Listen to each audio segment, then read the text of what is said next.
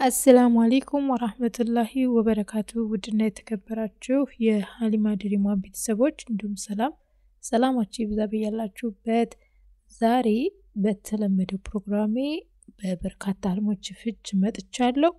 በተለይም ደግሞ ላይክ እንዲሁም ደግሞ ቀጣይ ቪዲዮ ላይ ጠብቁኝ የሚል መልእክት የደረሳችሁ በሙሉ ጥያቄያችሁን እዚህ ላይ ታገኛላችሁ ማለት ነው። ቪዲዮን እንደተለመደው ላይክ እያደረጋችሁ አብራችሁ ይቆዩ።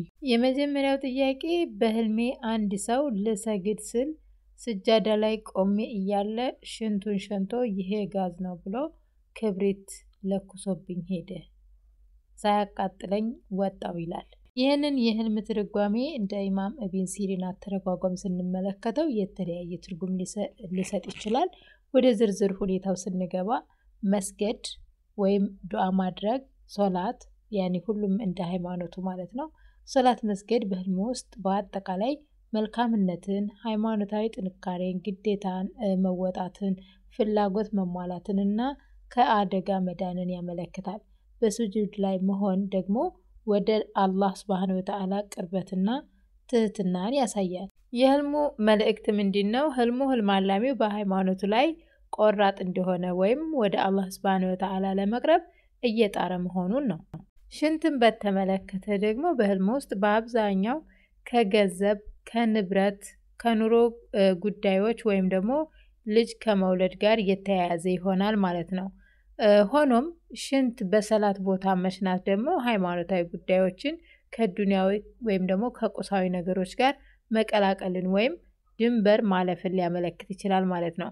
ትርጉሙ የአንቺ ሃይማኖታዊ ተግባር በአንዳንድ ዓላማዊ ነገሮች ወይም ደግሞ በገንዘብ፣ በኃላፊነት ወይም በሰዎች ጣልቃ ገብነት መስተጓጎሉን ያሳያል።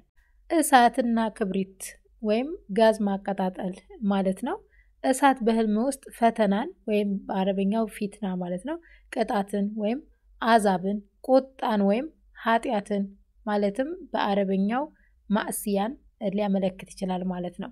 ጋዝ ተብሎ ክብሪት መለኮሱ የክፋት ድርጊት በሐሜት፣ በውሸት ወይም በሌላ ንግግር ሊሆን የሚችል ፈጣንና ኃይለኛ ፈተና መኖሩን ያመለክታል ማለት ነው። ትርጉሙ ምንድነው? በአንቺ ሃይማኖታዊ መንገድ ላይ ጉዳት ለማድረስ ወይም ደግሞ ክብርሽን ለማጥቃት በውሸት ወይም ደግሞ በክፉ ንግግር የታለመ ድርጊት መኖሩን ያመለክታል ማለት ነው። ሳትቃጠይ መውጣትሽ ደግሞ ወይም መዳንሽ ማለት ነው። ይሄ በጣም ዋናውና አዎንታዊው ክፍል ነው። ሁልጊዜም እንደምላችሁ የህልሙ ምን ያክል አስጨናቂ ቢሆን እንኳን የመጨረሻው ነጥብ ወሳኝ እንደሚሆን ነግራችኋለሁ ማለት ነው። እና ይሄም እንደዚሁ ወሳኝ የህልሙ ወሳኝ ክፍል ነው። ትርጉሙ ምንድነው? አላህ ሱብሃነሁ ወተዓላ በሰላትሽና በቅንነትሽ ምክንያት ከዚያ ፈተና ወይም ደግሞ ጉዳት እንደጠበቀሽ ያሳያል። ይህም ደግሞ ድልን፣ ከአደጋ መዳንን፣ የጠላት ሴራ አለመነካትንና የአንቺን እምነት ጽናት ያመለክታል ማለት ነው። አላሁ አለም። እናም ይህንን ህልም ካየሽ በኋላ ዱዓሽ ወይም ጸሎትሽ አላህ ሱብሃነሁ ወተዓላ ከፈተናዎች እንዲጠብቅሽና የሰላትሽን ጽናት እንዲሰጥሽ አጥብቀሽ ለምኒው። እስትግፋር፣ በአላህ ሱብሃነሁ ወተዓላ ፊት ይቅርታ መጠየቅ አብዢ። ሶላትሽን መጠበቅ፣ ሶላትሽን በአግባቡ ለመስገድ የበለጠ ጥሩ እንዲሆን መታገልና መጣር አለብሽ ማለት ነው። አላሁ አለም። አላህ ይጠብቅሽ። ቀጣዩ ጥያቄ ፈትነኝ። በህልሜ ልጄ ካርታ ሲጫወት ደረስኩበት። አብሮት የሚጫወተው ልጅ አህመድ ይባላል። ጸጉሩ በጣም ብዙ ነው። የልጄ ጸጉር ግን መሃሉ መላጣ ይመስለኛል። ተደብቀው ነው የሚጫወቱት። እኔ ሲሄድባቸው ይደነግጣሉ። ልረግመው እልና ራሴን እቆጣጠራለሁ። በእውነታው ልጄ ከእኔ ጋር አይደለም፣ ሌላ ቦታ ቁርአን ለመቅራት ሄዷል። የሚሰራውን አላቅም። አዲስ አበባ ቁርአን ለመቅራት ሄዷል። የሚሰራውን አላቅም ነው የሚለው። ያው ሌላ ቦታ እንዲሄድ እንያዘው ማለት ነው። ህልሙ ምናልባት አሁን ባለው የልጅሽ ሁኔታና በአንቺ ውስጣዊ ስሜት ላይ የተመሰረተ ጥልቅ የስነ ልቦናና መንፈሳዊ ትርጉም አለው። አንቺ ስለ ልጅሽ ደህንነትና ሃይማኖታዊ ጥንካሬ እየተጨነቅሽ እንዳለሽ የሚያሳይ ህልም አይነትም ሊሆን ይችላል ማለት ነው። እንደ ኢማም ኢብን ሲሪን እና ሌሎች የእስልምና የህልም አተረጓጎሞች መርሆች መሰረት ዋና ዋናዎቹን ክፍሎች አብረን እንመልከት። ካርታ መጫወት ካርታ እቅድ፣ ወደፊት መጓዝ፣ ፍለጋ ወይም እጣ ፈንታን ያመለክታል። ልጅሽ ካርታ ሲጫወት ማየትሽ ማለት እሱ በህይወት ውስጥ አዲስ መንገድ ወይም የመማሪያ መንገድ ላይ ነው ማለት ነው። ወይ ከቁርአን ውጭ ሌላ መንገድ መርጧል ወይም ደግሞ አዲስ የቁርአን መማሪያ መንገድን ይዟል ማለት ነው። እና ይህንን መንገድ በራሱ በሚስጥራዊ መንገድ ከአንቺ እውቀት ወይም ከአንቺ ፍቃድ ውጭ እየወሰነ ነው ማለት ነው። ትርጉሙ ምንድነው? ልጅሽ አሁን ባለው የቁርአን ትምህርት ውስጥ የራሱን እጣ ፈንታ ወይም ደግሞ የወደፊት ዓላማ እየፈለገ መሆኑን ያመለክታል ማለት ነው። መደበቅና መደናገጥ ደግሞ ልጆቹ ሲደናገጡ እና ሲደበቁ ማየትሽ ማለት ነው። የልጆቹ ገጽታ ይሄ ማለት ምንድነው? ረጅም ፀጉርና መሀሉ የተመለጠ ፀጉር ማለት የሁለታቸው ፀጉር የተለያየ ነውና በህልም ትርጓሜ ፀጉር ብዙውን ጊዜ ክብርን፣ ሀብትን፣ ጥንካሬንና መንፈሳዊ ጥበቃን ያመለክታል። አህመድ ብዙ ፀጉር ያለው ሲሆን ስም አህመድ ማለት ከነብዩ መሐመድ ሰለላሁ ዐለይሂ ወሰለም ስሞች አንዱ ሲሆን ትርጉሙም ደግሞ በጣም አመስጋኝ ማለት ነው። ትርጉሙ አህመድ የልጅሽ መልካም ጓደኛ፣ ጥሩ ተጽዕኖ ወይም ደግሞ የተሳካለት የዲን ተማሪ ሊሆን ይችላል። ያ ማለት በእውነቱ አህመድ የሚባል ጓደኛ ካለው ነው። አህመድ የሚባል ጓደኛ በእውነቱ ከሌለው ደግሞ ወደፊት እንመጣበታለን ምን ማለት እንደሆነ። ከዚህ የተለየ ትርጉም አለው ማለት ነው። ብዙ ፀጉር ጠንካራ እምነትን፣ ጥሩ ኃይልን እና ጥሩ እድልን ያመለክታል ማለት ነው። የልጅሽ ፀጉር መሃሉ መላጣ የሚመስለው ደግሞ ትርጉሙ ምንድነው? መላጣነት በህልም ውስጥ የስልጣን ማጣት፣ የጥንካሬ መቀነስ ወይም ደግሞ ድብቅ ፍላጎት መጋለጡን ሊያመለክት ይችላል ማለት ነው። ማለትም ልጅሽ ከቁርአኑ እቅድ ውጭ ሌላ እቅድ ካለው ወደፊት ልታውቂ ትችያለሽ ማለት ነው። ያ እቅዱ ይጋለጥልሻል ማለት ነው። እና ልጁ በዲን ትምህርት ላይ ቢሆንም እንኳን ምናልባት በመንፈሳዊ ጉዞ ላይ ጠንካራ መሰረት የጎደለው እንደሆነ ወይም ደግሞ ከቁርአን ጥናት ውጭ የሚያስበው ነገር እንዳለ ይሰማሽ ይሆናል ማለት ነው። መርገምና ራስን መቆጣጠር ልጅሽን ለመርገም መፈለግ በእሱ ድርጊት በጣም እንደተናደርሽ፣ የተታለልሽ ወይም ደግሞ ቁጥጥር አተሻል ማለት ነው። ወይም ይሄን የሚል ጥልቅ ስሜት እየታየሽ ነው ማለት ነው። ይሄ ደግሞ በልጅሽ ሲሳሳት የሚሰማሽን ፍርሃትና ስቃይ ሊገልጽ ይችላል ማለት ነው። እንዳይሳሳት ወይም ደግሞ ይሳሳታል ወይም ደግሞ ተሳስቷል ብለሽ እየፈራሽ ከሆነ ማለት ነው። ራስን መቆጣጠር መርገም መተውሽ የአንቺን ትዕግስት፣ በጎ ልብና በአላህ ላይ ያለመታመንን ያሳያል። ምንም ያህል ቢያስቆጣሽም ፍቅርና የወላጅነት በረከት ከቁጣ በላይ እንደሆነ ታውቂያለሽ ማለት ነው። ህልሙ ለአንቺ ያለው መልእክት ምንድነው? መተማመንን መገንባት ነው። ልጅሽ አዲስ መንገድ ላይ ነው እና ራሱ ውሳኔዎችን መወሰን ይፈልጋል። ስለ ቁርአን ጥናቱ እመኒው፣ ነገር ግን ግልጽ ውይይት እንዲኖረው ሞክሪ። ለእሱ ዱዓ አድርጊለት። ስሜትሽ የመንፈሳዊ ጥንካሬው ሙሉ እንዳልሆነ ወይም ደግሞ ፈተና እንዳለበት ስለሚሰማሽ ወይም ደግሞ ስለሚያመለክት ጥበቃው እና ለትምህርቱ ስኬት በዱዓ እንድታግዡ እየነገረሽ ነው ማለት ነው። ሌላው ቅድም እንዳልኩሽ አህመድ የሚባል ጓደኛ በእውነቱ ከሌለው አህመድ የሚለው ስምና የገለጻ ባህሪው ማለትም ብዙ ፀጉር ያለው መሆኑ አህመድ የሚለው ስም በእስልምና ምስጋና፣ ጥሩነትና ከፍተኛ ደረጃ ጋር የተያያዘ ነው። አህመድ የሚባለው ልጅሽ አሁን ባለው የቁርአን ትምህርት ውስጥ ሊያገኘው የሚገባውን ወይም ሊከተለው የሚገባውን መልካም ባህሪ ወይም ደግሞ መንፈሳዊ ስኬት ሊያመለክት ይችላል። መልእክቱ ልጅሽ ከእምነቱ ጋር የተያያዘ መልካም ግብ ላይ ለመድረስ እየጣረ መሆኑን ያመለክታል ማለት ነው። ብዙ ፀጉር መሆኑ ደግሞ ጥንካሬ፣ የሃይማኖት ብስለትና የመንፈሳዊ ጥበቃ ምልክት ነው። አህመድ የተመሰረተና ጽኑ የሆነ መንፈሳዊ መሰረት ያለው ተማሪ ወይም ደግሞ የልጅሽ የወደፊት ማንነት ሊወክል ይችላል ማለት ነው። ልጅሽ በመሃሉ መላጣ መሆኑ ደግሞ ይሄ ደግሞ ልጅሽ አህመድ የሚወክለውን ያህል ጽናት ወይም ደግሞ መንፈሳዊ ጥንካሬ በስነ ምግባር ወይም ደግሞ በትምህርቱ ገና እየገነባ ነው የሚል ስሜት ያንጸባርቃል ማለት ነው።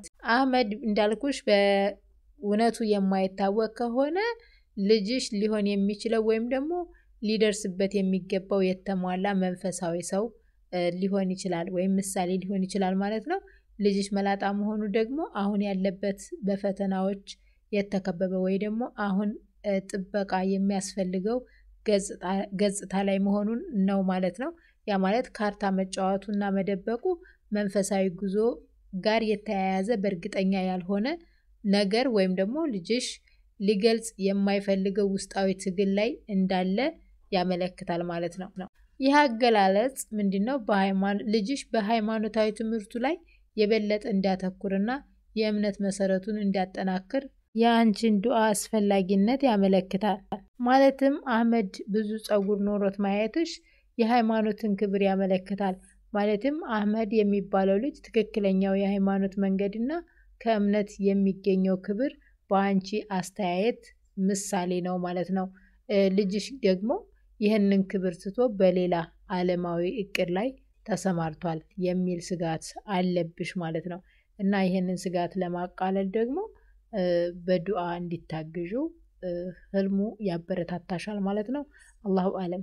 ከዚህ በተረፈ ደግሞ አንቺ ልጅሽን በስልክም ሆነ በአካል በመገኘት መወያየትና ያለውን ሁኔታ መጠየቅ አስፈላጊ ይሆናል ማለት ነው። ባለትዳር ነኝ። በህልሜ ከአባቴ ጋር ወሲባዊ ግንኙነት እያደረግኩ አየሁ።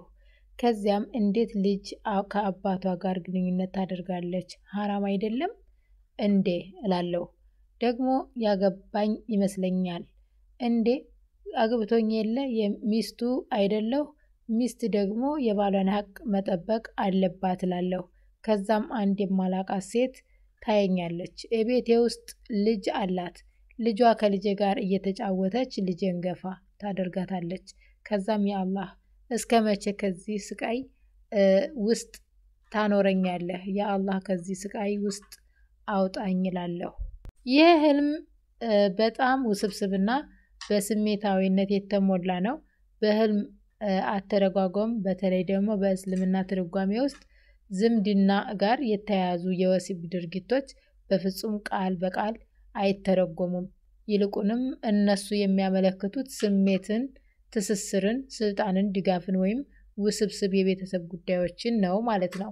ስለዚህ ይህ ህልም በዋነኝነት የሚያሳየው በባልና ሚስት መካከል ያለውን ግንኙነት፣ የግዴታ ስሜትና የውስጥ ጭንቀትን ነው ማለት ነው። ይህንን ህልም በትንታኔ ስንመለከት ከአባት ጋር ወሲባዊ ግንኙነት ማድረግ ወይም ማየት ማለት ነው ስልጣንን፣ ጥገኝነትን፣ ትልቅ ኃላፊነትን ወይም የባል ድርሻን ሊያመለክት ይችላል ማለት ነው።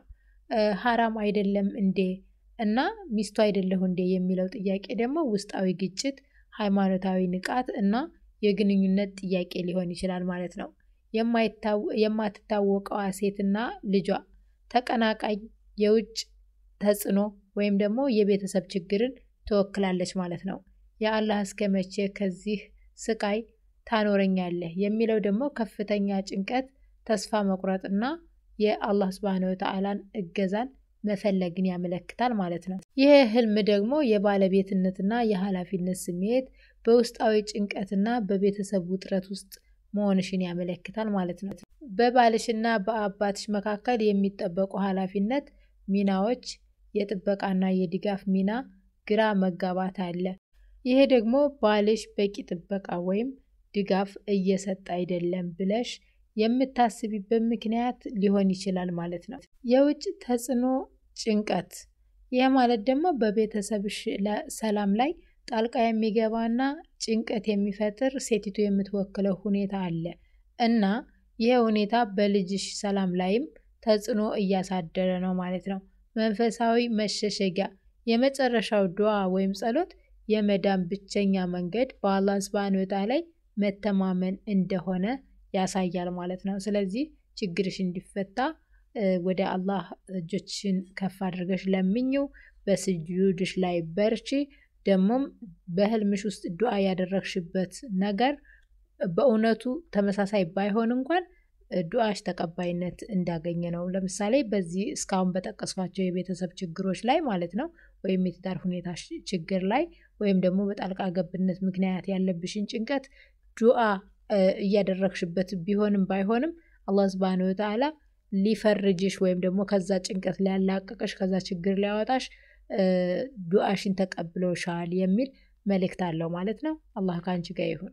ስለዚህ ይህንን ህልም ካየሽ በኋላ በዱዓ ወይም በጸሎት ማብዛት አለብሽ ማለት ነው። በተለይ ደግሞ በሌሊት ተሐጁድ ወቅት አላህ ሱብሃነሁ ወተዓላን ከስቃይ እንዳወጣሽ ለቤተሰብሽ ሰላም እንዲሰጥና በቤተሰቡ ውስጥ ያለውን ውጥረት እንዳቀልልሽ አጥብቀሽ ለምኝው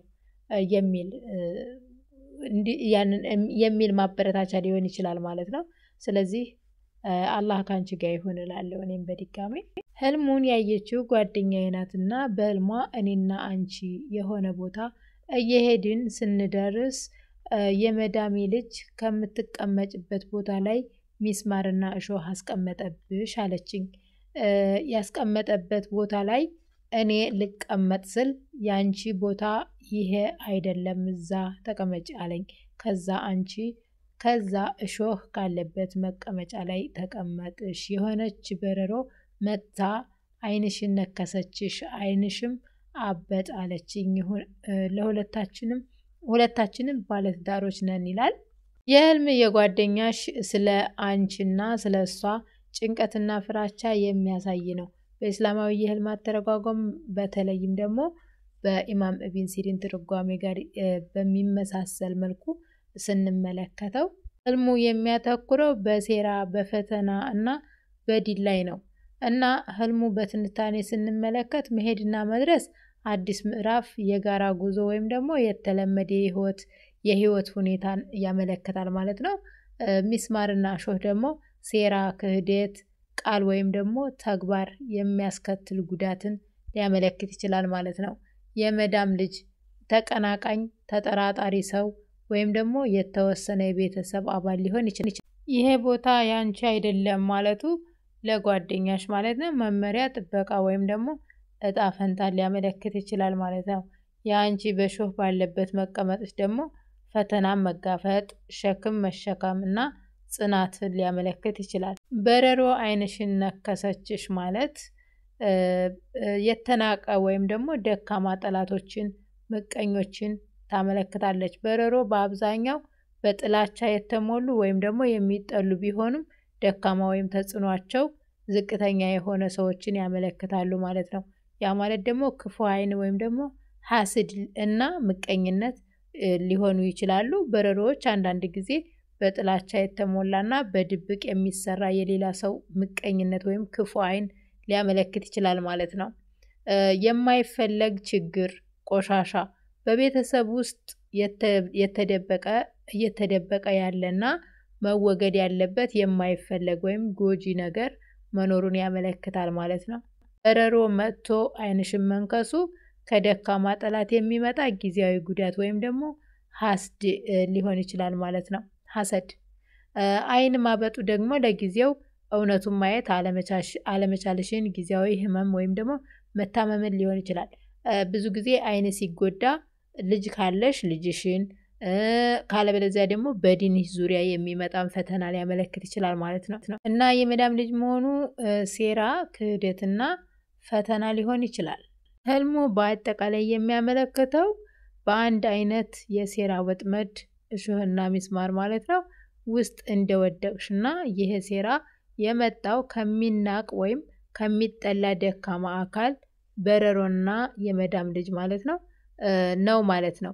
የበረሮው አይን መንከስ ማለት ይህ ጥቃት በአንቺ እይታ በሃይማኖታዊም ሆነ በዱንያዊ ላይ በዋናነት የሚነጣጠር መሆኑንና በውጤቱም ጊዜያዊ ስቃይ ወይም ግራ መጋባት፣ አይን ማበጥ ማለት ነው እንደሚያመጣ ያመለክታል ማለት ነው። አላሁ አለም። አላህ ይጠብቅሽ። ይህንን ህልም ካየሽ በኋላ ማድረግ ያለብሽ ተገቢ ነገሮች ምንድናቸው? በተለይ በረሮና እሾህ ከስውር ሴራ ጋር ስለሚያያዙ ከሂስድና ከሰዎች ክፋት መጠበቅ ዋና ተግባር ይሆናል ማለት ነው። ስለዚህ ሱረቱል ፈለቅና ሱረቱን ናስን ከእንቅልፍሽ ስትነሽና ስትተኚ በተደጋጋሚ ከክፉ አይንና ከሰዎች ሸር ጥበቃ ለማግኘት እነዚህን ሱራዎች መቅራት ተገቢ ነው ማለት ነው። ሌላው ደግሞ ከጥቃቅን ነገሮች መራቅ አለብሽ። በቤተሰብም ሆነ በጓደኝነት ውስጥ ከጥቃቅን ጭቅጭቅ እና ሐሜት ለመራቅ መሞከር አለብሽ ማለት ነው። አላሁ አለም።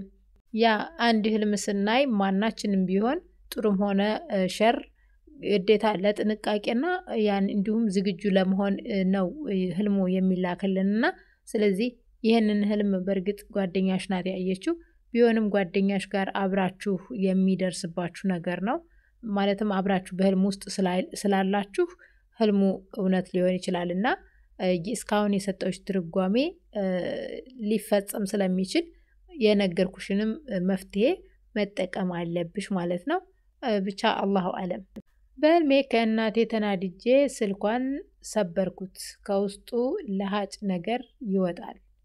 የህልም ከእናት ጋር ያለን ግንኙነት የሚያመለክት ውስብስብ የስሜት ውጥረትን የሚያሳይ ሲሆን ትርጉሙም በዋነኝነት በግንኙነት በቁጣ አያያዝና በድብቅ ስሜቶች ላይ ያተኮረ ይሆናል ማለት ነው። ስለዚህ በእስላማዊ የህልም አተረጓጎም መርሆች መሰረት ዋና ዋናዎቹን እንመልከት። እናት በረከት፣ ድጋፍ፣ ጥበቃና ስር መሰረትን ታመለክታለች ማለት ነው። መናደድና ቁጣ ደግሞ በውስጥ የተጠራቀመ ያልተፈታ ውጥረትን ያሳያል። ስልክ መስበር ደግሞ የግንኙነት መቋረጥ፣ የውይይት መዘጋትና የቁጥጥር ማጣት ሊያመለክት ይችላል ማለት ነው። ሌላው ከውስጥ የሚወጣው ለሃጭ የሚመስለው ነገር ደግሞ የተደበቀ ቆሻሻ፣ መርዛማ ስሜት ወይም ያልተነገረ ነገርን ይወክላል። ህልሙ በአጠቃላይ የሚያመለክተው ከእናት ጋር ባለው ግንኙነት ውስጥ ከፍተኛ የሆነ ውጥረት እንዳለ ነው። ይሄ ውጥረት በመግባባት እጥረት ወይም ደግሞ በተጠራቀመ ቅሬታዎች የመጣ ሊሆን ይችላል ማለት ነው። የቁጣ መግለጫ ስልኩን መስበር ያልተቆጣጠሩት ቁጣ እንደፈነዳና ይህም ደግሞ ግንኙነቱን በጥብቅ እንደጎዳው ለህልም አላሚው ይሰማዋል ማለት ነው። የተደበቀ ችግር ከስልኩ ውስጥ የሚወጣው ለሃጭ የመሰለ ነገር በሁለታችሁ መካከል የሚወጡት ንግግሮች፣ መልእክቶች ጤናማ እንዳልሆኑና ስሜታዊ ቆሻሻዎች፣ ሐሜት፣ ትችት ወይም ደግሞ ከመጠን በላይ መጨናነቅን እንደያዘ ሊያመለክት ይችላል ማለት ነው። በእስልምና ትምህርት የእናት መብት ቢሩል ዋሊደይን እጅግ ከፍ ያለ በመሆኑ ይህ ህልም የመልካም ግንኙነት ማስጠንቀቂያ ተደርጎ መወሰድ አለበት። ስለዚህ በመጀመሪያ እስቲግፋር ወይም ይቅርታ መጠየቅ፣ ባልተገባ ቁጣ ወይም በእናት መብት ላይ በሆነ ስህተት ምክንያት አላህ ሱብሃነሁ ወተዓላ ይቅርታ መጠየቅ አለበት ማለት ነው ህልም አላሚው። ሌላው በጎ አያያዝ ነው። በእውነታው ከእናት ጋር ያለውን ግንኙነት በሰላማዊ መንገድ ለመጠበቅ ይሞክር። ቁጣውን በመቆጣጠር በጥሩ ንግግርና በመቻቻል ለመግባባት መጣር አለበት ማለት ነው። ዱዓ ለእናት አላህ ሱብሃነሁ ወተዓላ እናትን እንዲጠብቃትና ከእሷ ጋር ያለውን ግንኙነት በመልካምና በበረከት የተሞላ እንዳደርገው አጥብቀህ ወይም አጥብቀሽ አላህ ሱብሃነሁ ወተዓላ መለመን አለብህ ወይም አለብሽ ማለት ነው። ህልም አላሚው ከእናት ጋር መጣላት በአዱንያ ላይም በሚሰጠን ከአላህ ሱብሃነሁ ወተዓላ በሚሰጠን በረከት ምስጋና ማጣትንና እንደዚሁ ፈጣሪ ማመጽ ነውና ስለዚህ እናቶቻችን ምንም ቢበድሉን ይቅርታ ይገባቸዋል ማለት ነው። ስለዚህ ህልሙ ማስጠንቀቂያ ነው ወንድሜ ወይም እህቴ። በህልሜ አዞ አይቼ ወደኔ ሲቀርብ ሊውጠኝ ሲል እኔ ዋጥኩት። በጣም አስጨናቂ ስለሆነ ቶሎ ፍችልኝ ይላል። ይህ ህልም በጣም ጠንካራና አዎንታዊ መልእክት ያለው ስለሆነ መጨነቅ ሳይሆን መደሰት ነው ያለብሽ ማለት ነው።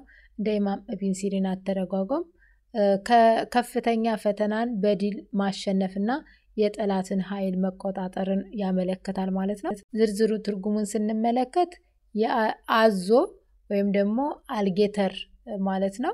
በህልም ሲተረጎም አዞ በህልም ውስጥ በአብዛኛው ከሚከተሉት ጋር ይያያዛል። ጨካኝና አደገኛ ጠላትን ይወክላል።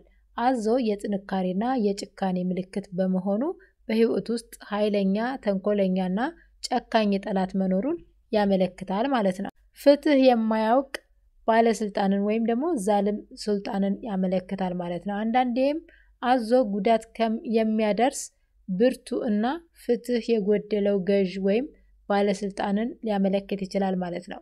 ከባድ ፈተና ወይም ፊትና በህይወት ውስጥ ሊያጋጥምሽ እያለ ትልቅና አስቸጋሪ ፈተና ማለት ነው እንዳለ እየነገረሽ ነውና አዞ ወደ አንቺ መቅረቡ የጠላት መቅረብና ማስፈራሪያ ሊሆን ይችላል። አዞው ሊውጥሽ ሲል ማየትሽ በጠላት እጅ መውደቅ ወይም ደግሞ በፈተና መሸነፍ መቃረብሽን ያመለክታል ማለት ነው። አንቺ አዞውን መዋጥሽ ደግሞ በጠላት ላይ ሙሉ ድል ኃይሉን መቆጣጠር የሀብቱን ጥንካሬውን ባለቤት መሆንሽን ያመለክታል። ትርጉሙም በድል አድራጊነት ይቋጫል ማለት ነው። ማለትም ጠላትሽ በአንቺ እጅ ይወድቃልና አንቺ የእሱን ኃይል ሀብት ወይም ደግሞ ስልጣን ተቆጣጠሪያለሽ። ይህ ማለት የመልካም ፍጻሜና የድል ምልክት ነው። ምንም ያህል ትልቅና አስፈሪ ቢሆንም እንደ አዞ ማለት ነው። አንቺ ይህንን ፈተና በድል ትወጪዋለሽ ማለት ነው። ዋናው መልእክት ከባድ ጠላት ወይም ፈተና ቢገጥምሽም ነገር ግን በአላህ ሱብሃነሁ ወተዓላ እገዛ እና በአንቺ ብርታት ምክንያት ጠላቱን ከማሸነፍ አልፈሽ የእሱን ኃይል ትወስጃለሽ የሚል መልእክት እያስተላለፈልሽ ነው ማለት ነው። ስለዚህ ይህንን ህልም ካየሽ በኋላ ተወኩል አድርጊ፣ በአላህ ላይ መመካት አብዢ። አሸናፊነትሽ በአላህ ሱብሃነሁ ወተዓላ እርዳታ እንደሆነ በማመን የበለጠ በሱ ላይ መተማመን አለብሽ ማለት ነው። ዚክርና ዱዓ ከፈተናዎች ለመጠበቅ እና ድልሽን ለማጠናከር አላህ ሱብሃነሁ ወተዓላን በብዛት ማውሳትና መለመን አለብሽ የሚል መልእክት ያስተላልፍልሻል ማለት ነው። አላሁ አለም። ያለው ስደት ነው። በህልሜ እኔ ባለቤቴ እና ወንድሙ ሆነን አዲስ የተጀመረ በብሎኬት የሚሰራ ቤት አለ። እናም ስለ ቤቱ ያወራሉ። እኔ እርጉዝ የሆንኩ ይመስለኛል። ባሌና ወንድሞቹ ግማሹን እናስጨርሰው እያሉ ስለ ቤቱ ያወራሉ። ህልሙ አሁን ያለሽው ስደት ቢሆንም የወደፊት እቅድና የቤተሰብ መሰረት የመጣል ፍላጎት በሚገባ ያንጸባርቃል ማለት ነው። በእስላማዊ የህልም አተረጓጎም መርሆች መሰረት የህልም የመልካም ዜና የእድገትና የጋራ ጥረት ምልክት ሊሆን ይችላል። አዲስ የተጀመረ ቤት ማለት እና በብሎኬት የሚሰራ ሲሆን የወደፊት እቅድ መሰረት መጣልና የዘላቂነት ምኞትን ሊያመለክት ይችላል። እርጉዝ መሆንሽ ወይም ደግሞ እርጉዝ እንደሆንሽ ማመንሽ አዲስ ነገር ለመጀመር ጭማሪ ኃላፊነትና በረከት እንደሚኖር ያመለክታል ማለት ነው። ባልሽና ወንድሙ አብረው ማውራታቸው ደግሞ የጋራ ድጋፍ፣ የቤተሰብ ትብብርና አንድነትን ያመለክታል። ግማሹን እናስጨርሰው ማለት ግብ ላይ ለመድረስ የሚደረግ። ስለዚህ ህልሙ በጣም መልካምና ተስፋ ሰጪ ህልም ነው። ማለትም በስደት ላይ ብትሆኝም አንቺና ባለቤትሽ የወደፊት ህይወታችሁ በጠንካራ መሰረት ላይ ለመገንባት በንቃት እየሰራሽ ነው ማለት ነው፣ ወይም እየሰራችሁ ነው ማለት ነው። የቤተሰብ ድጋፍና እድገትም እንዳለ ያመለክታል። እርግዝናው አዲስ በረከት፣ ገንዘብ፣ ልጅ ወይም እድል ሊሆን ይችላል ማለት ነው እንደሚመጣ እየነገረሽ ነው ማለት ነው። የባልሽና የወንድሙ ድጋፍ ደግሞ የቤተሰብ ትስስር ጠንካራ መሆንና በጋራ ጥረት ግባችሁ ላይ እንደምትደርሱ ያሳያል ማለት ነው። አላሁ አለም። እዚህ ህልሙን ካየሽ በኋላ ይህንን መልካም እቅድና የቤተሰብ ድጋፍ ስለመሰጠትሽ አላህ ሱብሃነሁ ወተዓላን በብዛት ማመስገን አለብሽ። የወደፊቱን እቅድ ደግሞ ባልሽን በህልምሽ እንዳደረገው አንቺንም ለዚያ አዲስ ህይወትና ለሚመጣው በረከት በእውነታው ላይ በዱዓና በጽናት እቅድ ማውጣቱን መቀጠል አለብሽ ማለት ነው። ባለትዳር ነኝ። በህልሜ የሆነ ቤት መዳሜና አድርሼ ስመለስ ይመስለኛል። ደረጃ አያለው፣ በጣም ያምራል። በሱ ላይ ደስ ብሎኝ እሮጣለሁ። አንዳንዴም በቂጤን ሸርተት እላለሁ። ሌላም አንድ ሴት ከኔ ጋር የምትከተለኝ ይመስለኛል። ህልምሽ አሁን ባለው የጋብቻና የህይወት ጎዳና ላይ ያለሽ ውስጣዊ ደስታ፣ ተግዳሮትና የጉዞ ፍጥነት የሚያንጸባርቅ ነው። በእስላማዊ አተረጓጎም ወይም ደግሞ በኢማም ኢብን ሲሪን አተረጓጎም መሰረት ደረጃ በአብዛኛው እድገትን፣ የደረጃ ከፍታን ወይም ደግሞ የህይወት ጉዞን ያመለክታል። አንድ ሴት አድርሶ መመለስ ማለትም ማሰርሽን ግዴታን መወጣት፣ ኃላፊነትን መጨረስ ወይም መልካም ተግባርን ያሳያል። ደረጃው በጣም ያምራል ማለትሽ የህይወት ጎዳናሽ ውበትና የመልካም እድል ምልክት ነው። በደስታ መሮጥሽ ደግሞ ለስኬት ያለሽን ጉጉት፣ ፈጣን እድገትና አዎንታዊነትን ያመለክታል። በቂጥ መንሸራተት ማለት አንዳንዴ መዘግየት፣ መዝናናት ወይም ጥንቃቄ የጎደለው ድርጊትን ያመለክታል። ሌላ ሴት መከተሏ ደግሞ ተፈካካሪ፣ ተመሳሳይ ጎዳና ያለች ጓደኛ ወይም ጠላት ልትሆን ትችላለች ማለት ነው። የህልሙ ዋና መልእክት በግልም ሆነ በትዳር ህይወትሽ ውስጥ መልካምና ፈጣን እድገት ጊዜ ላይ ነሽ ማለት ነው። ደረጃሽ ያማረ ወይም መጪው ጊዜ ብሩህ መሆኑን ያሳያል ማለት ነው። የህይወት ፍጥነት እና ሚዛንን ማለትም መሮጥ የሚያሳየው የጥረቶች ፍጥነት ሲሆን መንሸራተት ማለት ደግሞ በጥረቱ መካከል መዝናናት፣ ቀላልነት እንደምትፈልጊ ያሳያል ማለት ነው። በጥረቶችና በሰላምሽ መካከል የሚዛን መጠበቅ እንዳለብሽ እየነገረሽ ነው ማለት ነው። ውድድር ወይም ክትትል ከኋላዬ የምትከተል ሴት መኖሯ አለች መባሉ በአካባቢሽ ውስጥ ያሉ ሰዎች ስኬትሽን በቅርበት እየተከታተሉ እንደሆነ ያሳያል። ይህም ደግሞ ምቀኝነት ወይም ጤናማ ውድድር ሊሆን ይችላል። አላሁ አለም። ስለዚህ ህልሙን ካየሽ በኋላ አሁን ባለሽ መልካም የህይወት ጎዳና እና እድገት ምክንያት አላህ ሱብሓነሁ ወተዓላን በብዛት ማመስገን ይጠበቅብሻልና አልሐምዱሊላህ። ጥንቃቄና እስቲአዛ ከኋላሽ ለምትከተል ሴት ስኬትሽ የምኞቶችሽን አይን እንዳይሰብሩ ለመከላከል ሱረቱል ፈለቅና ሱረቱል ናስ የሚሉትን መከላከያ ሱራዎች አብዝተሽ ቅሪ። በህልሜ ወርቄን ስሸጥ አየሁ ማለቴም ያለኝን የራሴን ስሸጥ አየሁ ትላለች። ህልሙን ስትነግሪኝ የወርቁን አይነትና የትዳር ህይወትሽን አይነት ብትነግሪኝ የበለጠ ግልጽ ይሆን ነበረ። ለማንኛውም ህልሙ በኢማም ኢብን ሲሪን አተረጓጎም መርሆች መሰረት በተለይ ደግሞ ለባለትዳር ሴት ከሆነ ትልቅ ትርጉም ይኖረዋል ማለት ነው። ወርቅ ወይም ዘሃብ በህልም ከብዙ ነገሮች ጋር ይያያዛል ማለት ነው። ዋና ዋናዎቹ ክብር፣ ሀብት፣ ደስታና ትዳር ወይም ባል ናቸው ማለት ነው። ታስብ ወርቅ መሸጥ በተመለከተ ወርቅ በአብዛኛው ለሴቶች ደስታን፣ ክብርን፣ ጌጣጌጥን፣ ሀብትንና በተለይ ባልን ወይም ደግሞ ከትዳር ጋር የሚገናኘውን ደስታና ኑሮ ያመለክታል። መሸጥ አንድን ነገር መሸጥ ማለት ከዚያ ነገር መለየት፣ መተው ወይም በሌላ ነገር ለመለወጥ ማለት ነው። በዚህ መሰረት ህልምሽ የሚከተሉት ዋና ዋና ነጥቦች ያመለክታል። አንደኛ የገንዘብና የኑሮ ሁኔታ ነው። አሉታዊ ትርጓሜው አልፎ አልፎ ወርቅ መሸጥ አንዳንድ የገንዘብ ችግር ሊገጥምሽ ወይም ደግሞ ለኑሮ ፍላጎት ሲባል የተወሰነ ሀብትሽን ለመጠቀም ለመለወጥ መገደድሽን ያመለክታል ማለት ነው።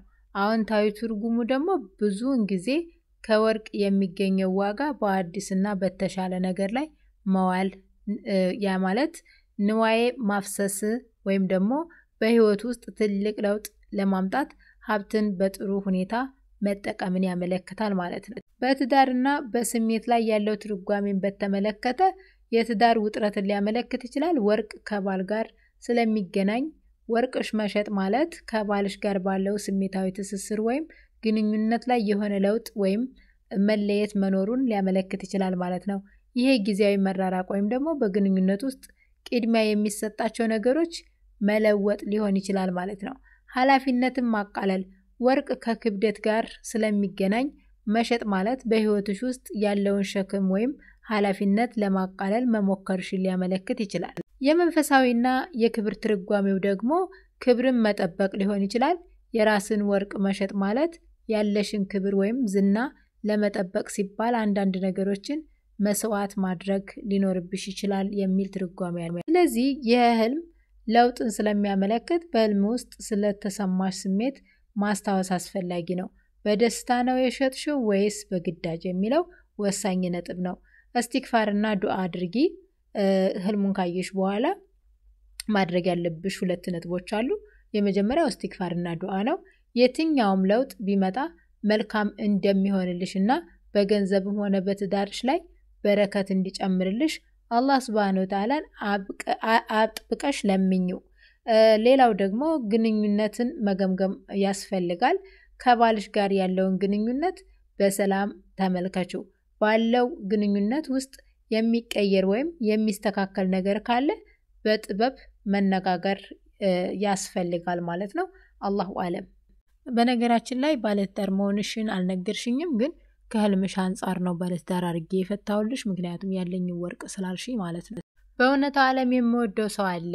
በህልሜ የዛ ሰው እህት ቤት እየሄድኩኝ መንገድ ላይ አገኘሁት። አላየኝም። እኔ አይቼዋለሁ። ፊቱ ጠቆረብኝ። ለዛም ነው እህቱ ቤት የሄድኩት።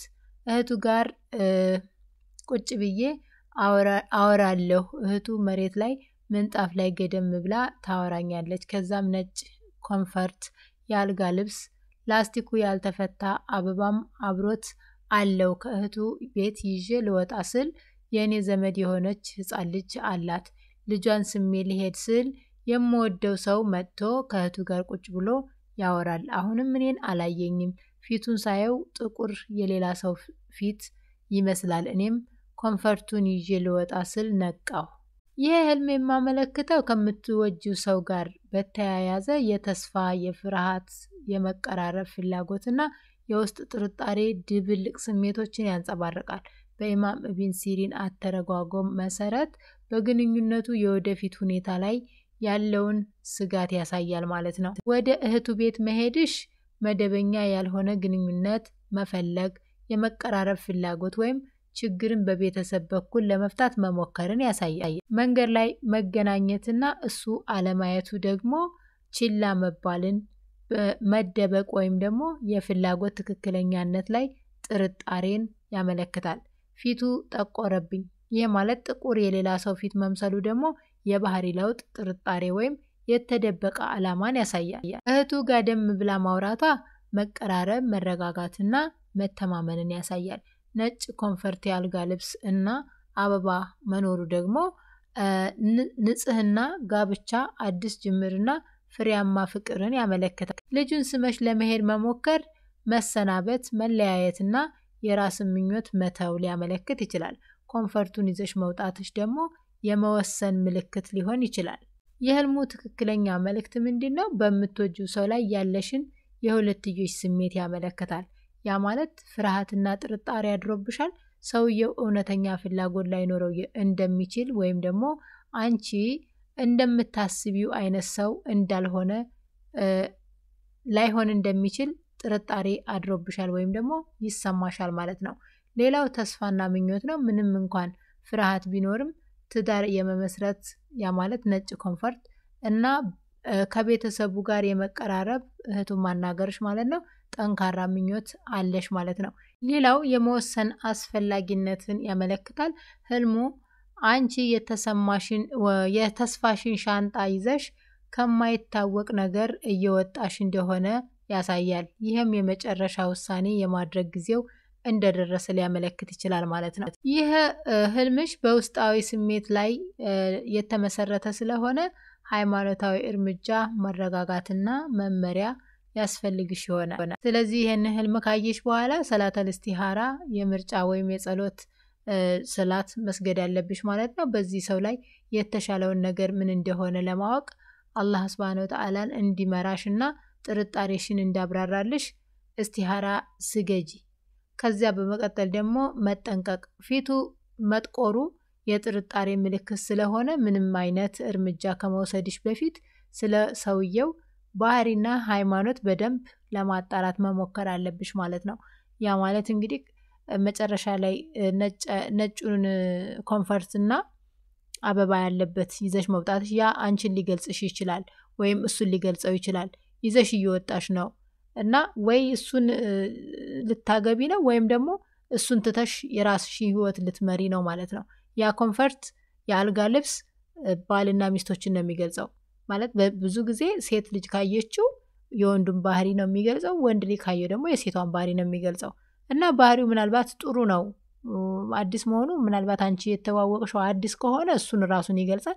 ካለበለዚያ ደግሞ እሱ ጋር ያለሽን ግንኙነት ነቅለሽ ወጥተሽ ወይም ደግሞ ወስነሽ ቆርጠሽ ትተሽ ማለት ነው የራስሽ ፍላጎት እዛ ጋር ያለውን ለሱ ጋር ያለውን ፍላጎት ትተሽ ሌላ ይህንን ነጭ ኮንፈርቱን ውበት የሚወክል አዲስ የፍቅር ህይወት ውስጥ ልትገቢ ትችያለሽ ማለት ነው። አላሁ አለም። ያው ቀደም ሲል እንደነገርኩሽ ሶላተል ኢስቲኻራ ሰግደሽ ሙስሊም ከሆንሽ፣ ካልሆንሽ ደግሞ የእናንተ ጸሎት ካለ ጸሎት አድርገሽ የምርጫ ጸሎት አድርጊ፣ ስግደት አድርጊ የሚል ምክር አለው ማለት ነው ህልሙ። እስካሁን ድረስ እንደዚህ ብዙ ጥያቄ ማውጣቴን አላውቅም ነበረ። ግን አሁን የመጨረሻውና አንድ ጥያቄ ነው የቀረኝ። እስካሁን ቪዲዮ ላይክ ያላረጋችሁ ካላችሁ ላይክ ማድረጋችሁን አትርሱ። አብራችሁ ይቆዩ። የመጨረሻው ጥያቄ ወንድ ባለትዳር ነኝ። በህልሜ አዲስ የተፈለፈሉ ጫጩቶች አያለሁ። ጫጩቶችን ስቆጥራቸው 11 ናቸው። የሰጠናት 12 ነበር። አንድ ይቀራታል። ጨርሳ ልትፈለፍል ነው እላለሁ። ጫጩቶቹንም እያነሳሁ እያየሁ በደንብ ጠግበዋል እላለሁ። የፈለፈሉትም 2 ዶሮዎች ሆነው ይመስለኛል። ሲቀጥል በህልም አፈታተሽ በጣም ተደምሜያለሁ። ብዙ ጊዜ ፈተሽልኛል። አመሰግናለሁ። ፈጣሪ ይጠብቅ ይችላል። አሚን። በመጀመሪያ ስለ ሙገሳህ በጣም አመሰግናለሁ እና እኔም ቢሆን በትክክለኛና በተደራጀ መንገድ ማብራራት መቻሌን በጣም ደስ ብሎኛል። ይህን ስትነግረኝ ማለት ነው። እና ወደ ዋና የህልምህ ትርጉም እንገባለን። ህልሙ እጅግ በጣም አዎንታዊ የምስራችና የበረከት ምልክት ነው። ባለትዳር ስለሆንክ ትርጓሜው በዋነኝነት የሚያተኩረው በቤተሰብ፣ በኑሮ እና በስኬት ላይ ነው ማለት ነው። በኢስላማዊ የህልም አተረጓጎም እንደ ኢማም ኢብን ሲሪን መሰረት ጫጩትና ዶሮ ሁል ጊዜም ማለት ይቻላል በረከትን፣ ልጅን፣ ሀብትንና ትጋትን ያመለክታሉ። አዲስ የተፈለፈሉ ጫጩቶች ማየት አዲስ ኑሮ፣ አዲስ ገቢና ልጆችን ሊወክል ይችላል። ቁጥር 11 ደግሞ የጫጩቶቹ ቁጥር 11 መሆኑ ደግሞ ቁጥጥር፣ ኃላፊነትና ትክክለኛነትን ሊያመለክት ይችላል። እንቁላል አንድ ሲቀር ማለት ወይም አንድ ይቀራል ማለት ያልተጠናቀቀ ነገር ግን ሊሳካ ያለ ግብ አለ ማለት ነው። ጨርሳ ልትፈለፍል ነው ማለት የተስፋ መሟላትና የተጠበቀውን ስኬት ያመለክታል ማለት ነው። ጫጩቶቹ ጠግበዋል ማለት ደግሞ የበረከት ጥራትና የኑሮ መረጋጋትን ያመለክታል። 2 ዶሮዎች መፈልፈላቸው መገመት ወይም ደግሞ ማየት ማለት ነው የጋራ ድጋፍ፣ ጥረትና የምስራች ሊሆን ይችላል ማለት ነው። እና ህልሙ እጅግ በጣም መልካምና የምስራች ነው። የኑሮና የገቢ መጨመር፣ አዲስ የገቢ ምንጭ ወይም ደግሞ ያልተጠበቀ መልካም እድል ወደ አንተ እየመጣ ነው ማለት ነው። ይህም ኑሮ ጥራት ያለውና በቂ ሊሆን ይችላል። የቤተሰብ መስፋፋት፣ ደስታ ሊሆን ይችላል። ህልሙ ስለ ልጅ መጨመር ወይም በቤተሰብ ውስጥ ስለሚመጣ ታላቅ ደስታና አንድነት ያለ ቁጥጥር ሊሆን ይችላል ማለት ነው። የመጨረሻው ድል በህይወት ውስጥ ለማሳካት በጽናት ስትጥርበት የነበረው አንድ ነገር አለ። የቀረው አንዲት እንቁላል ማለት ነው። ያ ነገር ሙሉ በሙሉ ሊሳካ እና በረከት ሊሆን ጥቂት ደቂቃዎች ወይም ጥቂት ቀኖች እንደቀሩት እየነገረህ ነው ማለት ነው። የቁጥር 11 እና የቁጥር 12ን ትርጉም እስኪ እንመልከት። በኢማም ኢብን ሲሪን አተረጓጎም ወይም በእስላማዊ የህልም አተረጓጎም ቁጥሮች ልዩና ጥልቅ ምሳሌያዊ ትርጉም አላቸው። በተለይ ደግሞ በህልም ውስጥ በግልጽ ስለታየው ቁጥር 11 እና 12 ዋና ዋና ትርጉሞች ስንመለከት 11 ከፍ ያለ መንፈሳዊ ትርጉም አለው እና በአብዛኛው ቁጥር 11 በመጀመሪያ ቁጥር 10 የአንድን ዑደት ማብቃት ሲያመለክት 11 ደግሞ አዲስ ዑደት መጀመሩን እና ከአንድ ደረጃ ወደ ሌላ ደረጃ ሽግግርን ሊያመለክት ይችላል ማለት ነው። አንድነት እና ከፍታ ሊያመለክት ይችላል። 11 የሚፈጠረው 2 1 አይነት ጎን ለጎን ሲቆሙ ነው ማለት ነው። ስለዚህ ይሄ የመንፈሳዊ ከፍታ ከራስ በላይ ያለው ኃይል መፈለግንና መንፈሳዊ ንቃትን ሊያመለክት ይችላል ማለት ነው። የጎደለው አንድ ነገር ደግሞ እስኪሞላ መጠበቅ። ይሄ ማለት በህልም ውስጥ 11 ከተፈለፈለ በኋላ 12ኛውን እንደቀረ ወይም ደግሞ አንድ እንደቀረ 12 ለመሙላት ማለት ነው ሙሉ ለመሆን የቀረው አንድ ደረጃ ወይም ደግሞ የግቡን መቅረብ ያመለክታል ማለት ነው። በቁርአን ውስጥ በነብዩ ዮሴፍ አለይሂ ሰላም ታሪክ ውስጥ 11ዱ ከዋክብት ለወንድሞቻቸው መለያ ሲሆን ይህም ደግሞ የዘመዶችን ወይም የወደፊት እጣ ፈንታን ቁጥር 11 ከፍ ያለ መንፈሳዊ ትርጉም አለውና በአብዛኛው ማለት ነው ሽግግርን እና መጀመሪያን ያመለክታል ማለት ነው። ቁጥር 10 በመጀመሪያ የአንድን ዑደት ማብቃት ሲያመለክት 11 ደግሞ የአንድ ዑደት መጀመርን እና ከአንድ ደረጃ ወደ ሌላ ደረጃ መሸጋገርን ያመለክታል ማለት ነው። አንድነትና ከፍታን ሊያመለክት ይችላል። 11 የሚፈጠረው ሁለት አንድ ጎን ለጎን ሲቆሙ ነው። ስለዚህ የህልሙ መንፈሳዊ ከፍታ ከራስ በላይ ያለውን ኃይል መፈለግ እና መንፈሳዊ ንቃትን ያመለክታል ማለት ነው። የጎደለው ነገር እስኪሞላ ያ ማለት በህልም ውስጥ 11 ከተፈለፈሉ በኋላ 12ኛው እንደቀረ መነገሩ 11 ሙሉ ለመሆን የቀረውን አንድ ደረጃ ወይም ደግሞ የግቡን መቅረብ ሊያመለክት ይችላል ማለት ነው። በቁርአን ውስጥ በነብዩ ዩሱፍ አለይሂ ሰላም ታሪክ ውስጥ 11ዱ ከዋክብቶች ለወንድሞቻቸው መለያ ሲሆኑ ይህም የዘመዶችን ወይም የወደፊት እጣ ፈንታን ሊያመለክት ይችላል። ስለዚህ የዚህ ህልም ዋና መልእክት ምንድነው? ቁጥር 11 በህልም ውስጥ ያገኙትን አሁን ያለውን በረከትና ስኬት ያሳያል። ሆኖም ሙሉ በሙሉ ለመሳካት ወይም ለመርካት ወይም ወደሚቀጥለው ትልቅ ደረጃ ለመሸጋገር አንድ ነገር 12ኛዋ እንቁላል ማለት ነው እየጠበክ እንደሆነ ወይም እየጠበቃችሁ እንደሆነ ያመለክታል ማለት ነው።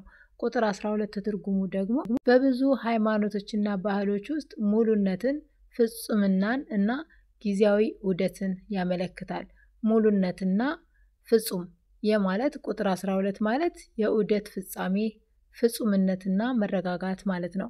ያ ማለት አመቱ 12 ወራቶች አሉት፣ ቀኑ ደግሞ 12 ሰዓቶች አሉት። ስኬትና በረከት በቁጥር 12 የሚቆጠሩ ነገሮች የተጠናቀቁና የተሳኩ ተግባራትን ያመለክታሉ።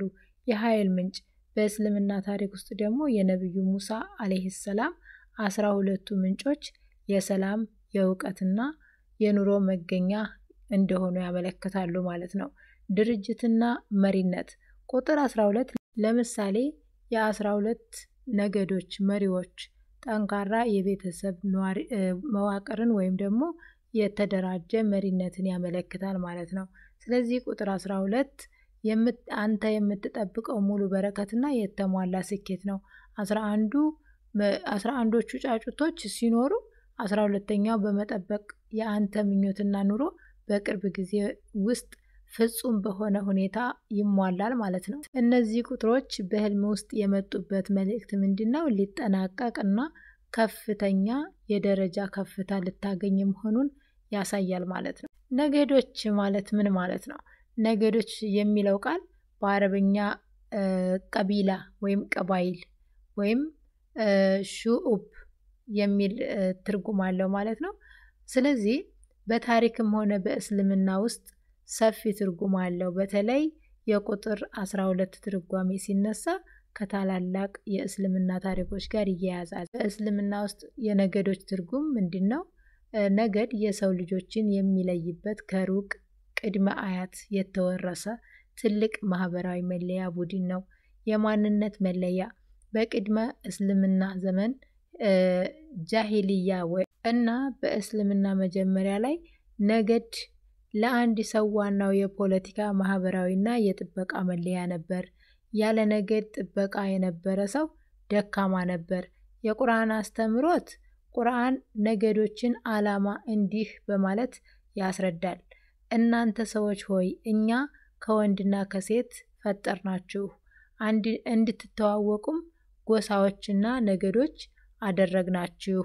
አላህ ዘንድ በላጩ ደግሞ ይበልጥ ፈሪሃ አላህ ተቅዋ ያለው ሰው ነውና። ሱረቱል ሁጅራት 49:13 ላይ ማለት ነው። ዋናው መልእክት ምንድነው? ነገዶች የሰዎችን መለያየት እንጂ የመበላለጥ ምክንያት መሆን እንደሌለባቸው ያስተምራል። በአላህ ፊት ደግሞ በላጭ ያለው የጎሳ ሳይሆን የተቅዋ አላህን በመፍራት ብቻ ነው ማለት ነው። ከቁጥር 12 ጋር ያለው ትስስር ደግሞ በመጽሐፍ ቅዱስ ውስጥም ሆነ በቁርአን ውስጥ ቁጥር 12 ከትላልቅ ነገድ መሪዎች ጋር ይያያዛል። ያ ማለት የእስራኤል ልጆች በኒ እስራኤል ማለት ነው። በቁርአንና በእስልምና ታሪክ ውስጥ ከነብዩ ያዕቆብ አለይሂ ሰላም ልጆች የተገኙ 12 ነገድ ወይም አስፓልት ተጠቃሽ ናቸው ማለት ነው። ነብዩ ሙሳ አለይሂ ሰላም ከፈርዖን አምልጠው በሄዱ ጊዜ ህዝባቸውን ለመምራት 12 መሪዎችን ሾመዋል። ያ ማለት ቁርአን ሲገለጽ ነብዩ ሙሳ አለይሂ ሰላም ድንጋይን በብትራቸው ሲመቱ ውሃ ለ12 ነገዶች የሚያስፈልግ 12 የውሃ ምንጮች እንዳፈለቁ ይናገራል። ትርጉሙ በቁጥር 12 የተጠቀሱ ነገዶች የመልካም አመራር የተሟላ ድርጅትና ለሁሉም የሚበቃ የኑሮ ምንጭ ውሃ መኖሩን ያመለክታል ማለት ነው። እናም ስለዚህ የህልሙ አጠቃላይ መልእክት ምንድነው? የሙሉነት በረከትን ሊያመለክት ይችላል። በህልም የቀረችው አንዲት ጫጩት 12ኛዋ ስትፈለፈል ኑሮው በቤተሰብ ወይም ደግሞ በስራ እንደ 12ቱ የሙሳ አለይሂ ሰላም ምንጮች የተሟላና የተደራጀ በረከት ያገኛል ማለት ነው። አላሁ አለም። አላህ ያድርግልክ። ስለ አድናቆትህ በድጋሚ አመሰግናለሁ። አላህ ይስጥልኝ። ውድና የተከበራችሁ የሀሊማ ድሪሟን ቤተሰቦች የዛሬው ቪዲዮ በዚህ ያበቃል። እንደረዘመ እርግጠኛ ነኝ እና በጣም ይቅርታ ስለርዝመቱ። በሚቀጥለው ፕሮግራም እስከምንገናኝ በያላችሁበት ሰላማችሁ ይብዛልኝ። ላይክ ያላረጋችሁ ላይክ ማድረጋችሁን አትርሱ። ሰላም ቆዩ። አሰላሙ አለይኩም።